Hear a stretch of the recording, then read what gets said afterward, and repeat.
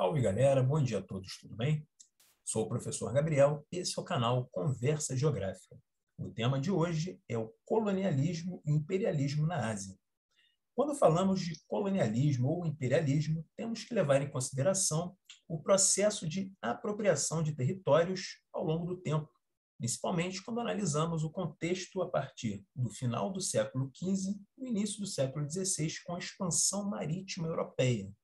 Nesse contexto, temos diversas realizações que as potências marítimas europeias vão proporcionar à economia a partir desse processo de expansão marítimo-comercial que vai permitir maiores laços comerciais com os povos da Ásia.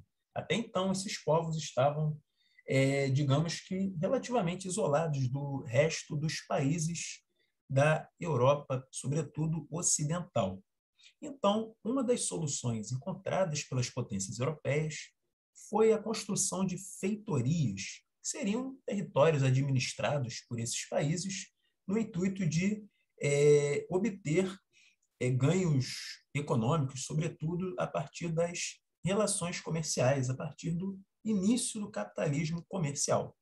Então, essa solução de construção de feitorias era muito utilizada, sobretudo nas Américas, no continente africano, enfim. Então, a partir da construção de feitorias, foi possível entrar em contato também com as nações asiáticas e do continente africano, por exemplo.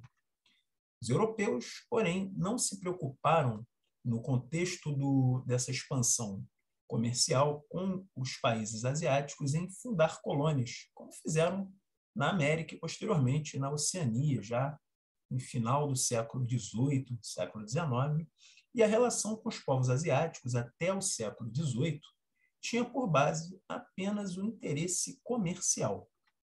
Entretanto, com a expansão do capitalismo industrial, determinado pela Revolução Industrial, a necessidade crescente por matérias-primas e mercados consumidores aguçou a disputa entre as potências europeias, além de outros países, como os Estados Unidos, o Japão e a Rússia, que, nesse cenário, sobretudo em finais do século XVIII, início do século XIX, eram países que já estavam num cenário da Revolução Industrial, já estavam ampliando a sua produção industrial e, por isso, a demanda por recursos energéticos, recursos naturais que pudessem aí ser utilizados, por exemplo, nas suas indústrias.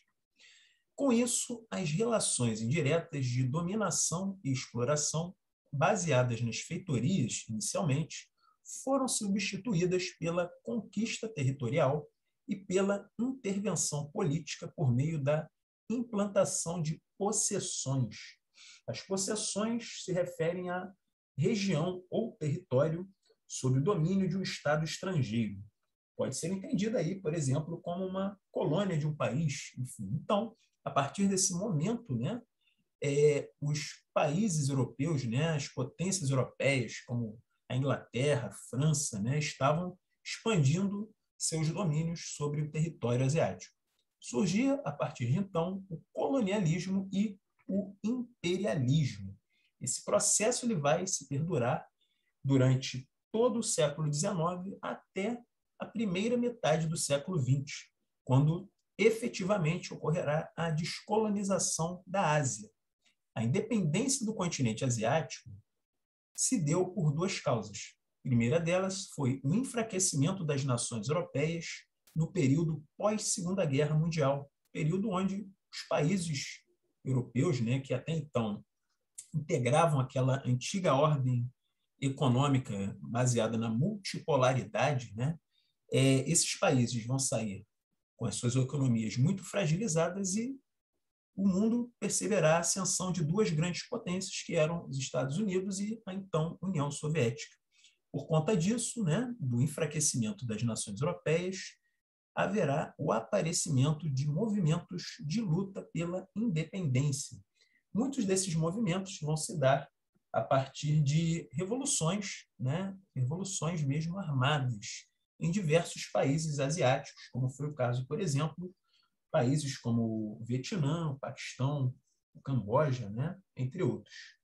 Além disso, vale destacar que as colônias e possessões, embora elas tenham obtido sua independência em relação às suas metrópoles, ou seja, os países europeus, na prática isso não vai representar uma autonomia total, tendo em vista que, nos dias atuais, ainda há uma grande dependência econômica, sobretudo, e industrial, devido a essa defasagem tecnológica que foi empregada, né, foi promovida durante o período de domínio colonial, durante o domínio europeu, principalmente pelo fato de que as colônias não podiam concorrer, digamos, com as suas metrópoles, né? Então, havia uma limitação industrial, sobretudo, de muitos países asiáticos, e com isso, de médio a longo prazo, né? Ou seja, se a gente analisar aí ao longo de 4 séculos, todo esse processo de imperialismo e colonialismo, sobretudo, vão proporcionar um certo atraso tecnológico e, como consequência, o subdesenvolvimento, de nações da Ásia e também de outros continentes, como foi o caso do continente africano ou mesmo da América Latina. Porém, esse é um assunto para uma próxima aula.